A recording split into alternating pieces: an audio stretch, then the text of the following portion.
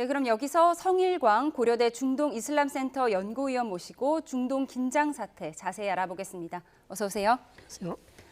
네, 이란이 심야 공습을 단행했습니다. 공격에 이름까지 붙였어요. 진실의 약속 작전인데 뭔가 당위성, 정당성을 부여하는 것 같죠? 네, 그렇습니다. 이란이 이번에 전격적으로 이스라엘을 본토에서 공격을 한 이유는 지난 1일이었습니다. 그죠?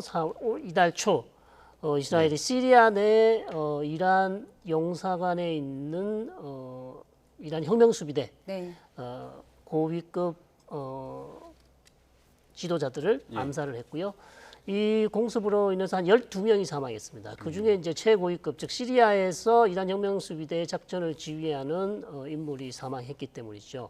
그래서 이란 입장에서는 치외 법권이라고 할 수 있는 영사관, 즉 자국 건물을 이스라엘이 공습을 했기 때문에 이란의 어떤 주권을 침해했다. 그렇기 때문에 반드시 여기에 대한 대가를 치르게 하겠다는 게 목적이었고요. 장기적으로는 이스라엘이 이 시리아와 이란에서 이란 혁명수비대 병력들을 이미 오래전부터 암살을 해왔습니다. 이번이 처음이 아니거든요. 그래서 이란으로서는 더 이상 이스라엘의 자국 혁명수비대 병력을 이렇게 자유롭게 암살하는 것을 용인할 수 없다. 이번에는 반드시 거기에 대한 대가를 치르게 하겠다는 두 가지 정도의 목적을 가지고 이란이 이번에 이스라엘을 공격한 것 같습니다. 공격 방식을 보게 되면 이제 더 이상 간과할 수 없다라고 이제 보복 공격을 한 거 아닙니까? 그렇게 되면 보통 전투기를 투입한다거나 아니면은 지금 이런 방식을 이후에 후속 타격이 이어져야 될 텐데 단기간에 공습을 했단 말이죠. 이런 방식은 어떻게 좀 해석해 볼 수 있을까요? 네, 전투기가 이란이 있습니다만 전력을 비교해 보면 이스라엘의 전투기의 성능 월등히 뛰어날 것이고요. 이스라엘은 사실 미국으로부터 최신 무기를 가장 먼저 공급받는 국가 중에 하나입니다. 중동 지역에서. 그렇기 때문에 그리고 또 이란과 이스라엘은 국경을 맞대고 있지 않습니다. 전투기가 날아가려면 상당히 많은 거리가 먼 거리이기 때문에 전투기를 보내는 것보다는 다양한 방식의 드론이라든지 탄도미사일이라든지 아니면 무인기를 통해서 이스라엘을 공격하는 게 훨씬 효과적이고요. 그럼 왜 이번 1단락으로 그냥 끝나는가? 이란도 잘 알고 있습니다. 추가적인 계속적인 공격을 하게 되면 미국도 개입할 수도 있고 또 이스라엘의 대응 공격이 훨씬 더 강한 공격이 나올 수 있기 때문에 이란으로서는 일단 이번에 한 300여 발의 드론과 탄도미사일을 다 쏟아붓고요. 더 이상 이제 공격을 하지 않겠다. 일단 우리로서는 첫 번째 공격 끝났다 이미 선언을 했기 때문에 이스라엘은 이제 다시 이란에 대해서 보복을 할 것인지 거기에 대한 이제 논의를 하고 있는 것이죠. 네. 말씀하셨지만 이란은 나름대로의 수위 조절을 한 것으로 보이고요. 하지만 이스라엘은 말씀하신 대로 강경 대응을 예고했거든요. 제일 걱정되는 부분이 확전 가능성인데 이 부분 어떻게 보시나요? 저는 이스라엘이 이미 이란이 공격하기 전부터 이란이 공격하면 본토를 공격하면 우리는 그에 대한 상응하는 조치, 즉 이란의 본토를 공격할 것이다 이미 선언을 했고요.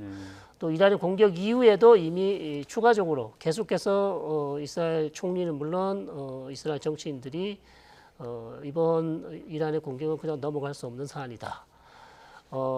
이란이 수위 조절을 했을 수도 있는데 사실상 미국과 이스라엘은 이란의 공격의 그 규모 자체가 예상했던 것보다 훨씬 큰 규모였습니다. 왜냐하면 예를 들어서 이란이 뭐 드론 뭐 10대, 탄도미사일 5발, 그다음에 뭐 순항미사일 한 10발 이 정도면 어느 정도 수위 조절했다고 볼 수 있겠는데 지금 300여 발로 나오고 있죠. 300여 발입니다. 그러니까 이거는 사실상 수위 조절을 노렸다기 보기는 힘들죠. 수위 조절을 노렸다기보다는 이스라엘과 영국과 미국과 프랑스의 요격 방공망 시스템이 훨씬 더 효과적으로 작용을 해서 사실상 99%를 요격한 것이지 어찌 보면 수위 조절을 했다고 보기엔 조금 어려운 측면이 있다. 그런 측면에서 이스라엘은 반드시 보복을 하겠다. 지금 이렇게 나오는 것이죠. 네, 이란 입장에서는 미국과 영국, 프랑스의 공조가 있을 거라는 예측도 했었을 거고 워낙에 그 이스라엘의 아이언돔이라고 하는 방어 체계가 유명하지 않습니까? 어찌됐든 간에 요격이 다 될 거라는 걸 알면서도 공습을 감행한 거에 대해서는 어떻게 좀 판단하십니까? 저는 이스라엘과 이란 양측이 똑같이 놀랐다. 일단 이스라엘은 이란의 공격 규모가 이 정도로 대규모로 공격할 것은 예상하지 못해서 예. 놀랐고요. 이란은 이 정도 규모의 공격을 했는데 이스라엘이 이것을 99%까지 요격을 한다? 막아낼 줄 예, 몰랐다. 사실 이란도 놀랐을 것입니다. 예. 그렇기 때문에 양측이 지금 놀라는 상황이고요. 이란은 뭐 말씀드린 것처럼 계속해서 이스라엘의 암살 공격을 받아왔고 네. 이스라엘이 계속해서 이란 내에 또 여러 가지 핵시설이라든지 이런 시설을 공격한, 사보타지한 또 전력이 있기 때문에 이란으로서는 항상 보복을 해야 한다는 건 강박관념이 있기 때문에 근데 공격을 하려고 했으나 성공한 적이 별로 없거든요. 예. 그렇기 때문에 반드시 이번에는 이스라엘에 뭔가 공격을 해야 되고 그다음에 자국민들에게도 우리가 이렇게 공격을 받으면 우리도 얼마든지 이스라엘을 공격할 수 있다는 것을 보여줘야 될 필요성이 있었기 때문에 예. 그런 측면에서 이번 이란의 공격을 보셔야 되겠습니다. 네. 단거리 방위 체계 아이언돔에 대해서 짚어주셨는데 이스라엘의 방어 체계 중에 장거리 방어 체계는 어떻게 작동하고 있는지도 궁금합니다. 네, 아이언돔은 사실상 가장 한 3단계 정도 됩니다. 이스라엘의 방공망 시스템이 아이언돔은 가장 낮은 체계죠. 그래서 고도 한 10km 정도 위에 들어오는 로켓이나 아니면 비행체, 뭐 드론 다 막을 수 있는 그런 방공망 체계이고요. 그 바로 한 단계 위에가 다윗의 물매라는 또 다른 미사일 방공망이 있습니다. 이것은 고도 한 40km 저희가 되고요. 방위 체계에 대한 그래픽이 나가고 있습니다. 네, 저기는 아이언돔만 나오고 이제 네. 그다음에 지금 중간급이 다윗의 물매를 제가 설명드렸고 예. 네. 여기 사거리가 한 70에서 300km 되고요. 예. 지금 화면에 등장하고 있는 에로 3가 나오는데요. 예. 에로 3 전에 에로 2가 또 있습니다. 아. 네. 사거리 한 300에서 1000km. 예. 그다음 에로 3는 2000km 이상 되는 어떤 미사일이라든지 탄도 미사일을 요격할 수 있는. 그래서 아이언돔 에로 1, 아이언돔 다윗의 물매 에로 2, 3까지 이렇게 한 3단계, 4단계 정도 체계를 가지고 있는 것이죠. 예. 자, 지금 사태가 벌어진 이후에 네타냐후 총리가 바이든 대통령과 지금 통화를 했는데 통화를 하면서 자, 어쨌든 이스라엘은 재보복을 하겠다고 하고 있는 상황에서 바이든 대통령은 그 재보복, 공격에 대해서는 지원하지 않겠다고 선을 긋고 있거든요. 이건 어떤 의미로 해봐요? 뭐 미국으로서는 사실 지금 이 상황에서 이스라엘의 보복을 지금 말려야 하는 상황이거든요. 실제로 바이든 대통령이 네타냐후 총리에게 할 수 있으면 공격을 하지 말라. 이스라엘이 공격을 받았지만 거의 다 요격을 시켰기 때문에 오히려 이스라엘이 승리한 것이나 마찬가지다. 그렇기 예. 때문에 때문에 공격하지 말라고 했으나 네타냐후 총리는 거기에 대해서 답변을 거부하고 아마도 공격을 하려는 그런 입장이고요. 이런 상황에서 미국이 이스라엘의 이란 보복 공격에 동참하게 되면 미국 또 국제사회 여론이 미국에게 안 좋죠. 좋을 수가 없는 그런 상황이기 때문에 당연히 바이든 대통령으로서는 도울 수 없다고 했을 것입니다. 네. 예. 바이든 대통령이 이스라엘을 철통같이 방어하겠다고 말은 했습니다. 그러니까 이스라엘 편은 들긴 들었는데 말씀하신 대로 이제 공격에 대해서는 부정적인 입장인 거고요. 한마디로 미국과 이스라엘 사이에서 온도차가 좀 있다고 볼 수가 있는 것 같아요. 근데 반대로 반미, 반이스라엘 세력 같은 경우에는 뭉치는 양상을 보이는 것 같아요. 네, 그렇습니다. 뭐 사실 가자 지구 전쟁이 작년 10월 초부터 시작되지 않았습니까? 가자 지구 전쟁은 단순히 이스라엘과 하마스의 전쟁이 아니었고요. 어찌 보면 이스라엘과 이란의 전쟁이었고 더 크게는 이란과 미국 간의 어떤 헤게모니 싸움이었다고 볼 수 있거든요. 그런 측면에서 지금 벌어지고 있는 이스라엘과 이란 간의 대결은 결국 이란이 가지고 있는 중동 지역의 자원과 물자를 투자해서 키워온 대리 조직, 즉 예멘의 후티라든지 아니면 레바논의 헤즈볼라라든지 예. 아니면 시리아라든지 여러 이란의 대리 조직이라든지 아니면 이란과 밀접한 관련이 있는 시리아라는 내에 있는 또 친이란 민병대, 그다음 이라크에 있는 또 친이란 민병대. 결국 이란이 가지고 있는 대리 조직을 이용해서 네. 이미 오래전부터 이스라엘과 어떻게 보면 전선을 만들고 있었고요. 그래서 이번 전쟁에서도 결국 후티 반군이 계속해서 홍해를 지나는 선박을 공격하면서 홍해를 봉쇄하는 그런 작전을 해오고 있고, 그다음에 헤즈볼라는 이미 벌써부터 가자지구 전쟁 이후부터 이스라엘과 계속해서 지금 정황도 전쟁을 하고 있습니다. 예. 교전을 벌이고 있고요.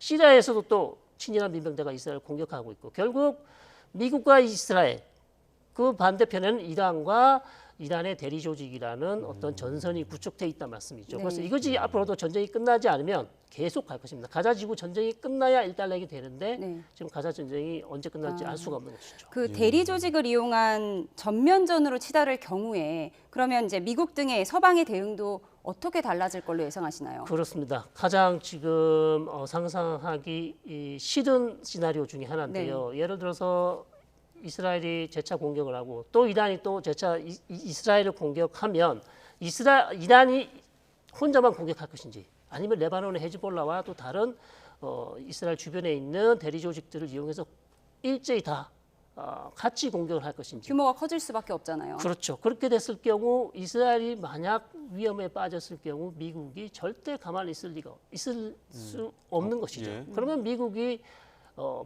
싫지만 의도치 않지만 어쩔 수 없이 지금 이스라엘과 이란 간의 무력 충돌에 개입할 수밖에 없는 그런 상황이 이제 가장 지금 우려하는 상황이라고 할 수 있겠습니다. 예, 지금 미국은 또 대선 앞두고 있는 상황이다 보니까 이런 중동의 긴장감이 높아지고 있거나 아니면 전쟁이 좀 확산하는 부분에 대해서 좀 예의주시할 수밖에 없는 부분이 있는데 지금 이런 중동 사태가 미국 대선에는 좀 어떤 영향을 미칠까요? 상당히 지금 바이든 대통령으로서는 마음이 급할 수밖에 없죠. 예. 사실 대선이 이제 몇 달 남지 않은 상황에서 예. 그다음에 여론조사에서 그렇게 또 앞서지 못하는 상황에서 중동에서 어떤 지금 영내 중동 지역에 큰 전쟁이 일어나는 것은 정말 큰 악재이기 때문에 예. 미국의 외교력이 또 시험대에 오른다. 그다음에 트럼프 대통령은 계속해서 이 외교력이 실패한 점을 들어서 바이든 대통령을 공격할 것이고요. 예. 바이든 대통령으로서는 여기에 대해서 방어를 해야 되는데 방어하기 상당히 힘든 측면이 있죠. 그래서 예. 바이든 대통령은 어쨌든 중동 지역의 이런 분쟁이 최대한 빨리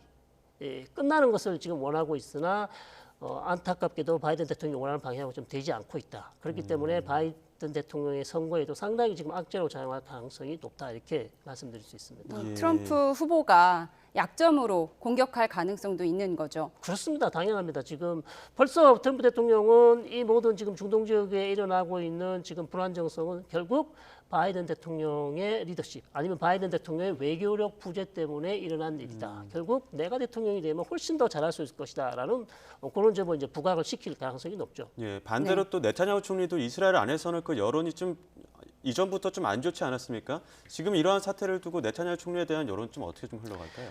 맞습니다. 나타냐후 총리는 사실상 가자 지구 전쟁을 빨리 끝내기보다는 자기가 정치적으로 살아남기 위해서 사실상 정치 생명이 거의 끝나가고 있습니다. 네. 그런 측면에서 정치적으로 살아남기 위해서 가자 지구 전쟁을 끝내기보다는 계속 이어가고 있었고 전쟁을 계속해서 연장하고 있었고요. 예. 왜냐하면 하마스와의 협상에서 상당히 조건을 까다롭게 했습니다. 예. 그렇기 때문에 지금 하마스와의 인질 협상이 안 되고 있는 가장 큰 이유 중에 하나가 하마스는 전쟁을 끝내자 그러는 것이고 이스라엘 지금 안 된다 휴전하고 우리는 다시 전쟁을 계속하겠다라고 얘기하기 때문에 지금 휴전 협상이 결렬되고 있고요. 예. 자 그런 측면에서 어찌 보면 나타냐후 총리 전쟁을 계속 끌고 가고 싶어하는 측면이 있고 거기에다가 지금 시리아에 갑자기 왜 영사관 건물을 공습을 해서 이란의 보복 공격이 뻔히 예상됨에도 불구하고 그런 작전을 했을까? 이란 내에서도 이스라엘 내에서도 이 작전이 과연 꼭 필요한 작전이었는가에 대한 비판이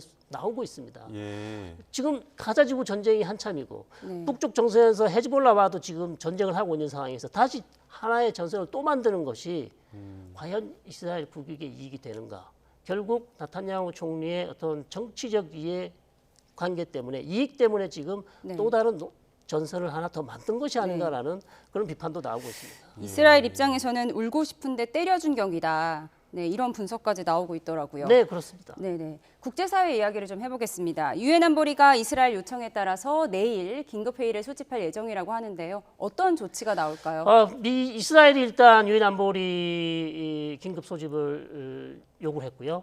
뭐 가장 예상되는 것은 이스라엘이 결국 유엔 안보리 차원에서 자국을 공격한 이란을 규탄하는 성명안을 만들어내고 싶은 것이죠. 네. 그러나 중국이나 러시아나 특히 러시아 같은 이제 유엔 안전보장이사의 상임이사국의 반대가 예상이 되는 만큼 안보리 차원에서 어떤 결의안이 나올 가능성은 조금 특히 이란 규탄안을 결의안이 나올 가능성은 좀 낮아 보인다. 이렇게 말씀드릴 수 있겠습니다. 예, 지금 이제 확전하는 부분에서 이제 어떤 누군가는 역할을 해줘야지 이게 좀 공방 계속 주고받고 있는 상황이 벌어지고 있지 않습니까? 네네. 좀 어떤 역할이 어떤 해결책이 좀 도파구가 필요하다고 저는 뭐 사실 미국 말고는 지금 이 이란과 이스라엘 간의 또 무력 충돌을 중재할 수 있는 국가는 그렇게 많아 보이지 않는다. 예. 뭐 중국도 그렇고요, 러시아도 그렇고요. 사실상 이스라엘을 조금 그래도 자제시킬 수 있는 유일한 국가가 미국이기 때문에 미국이 계속해서 이스라엘을 좀 더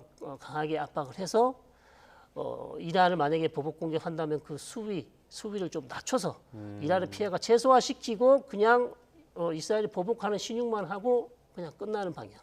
이 정도로 해서 마치는 것이 아마 네. 이스라엘도 이란도 그다음 미국에 또 가장 좋은 선택지가 아닐까 그렇게 생각하고 있습니다. 말씀 여기까지 듣겠습니다. 성일광 고려대 중동 이슬람센터 연구위원이었습니다. 고맙습니다.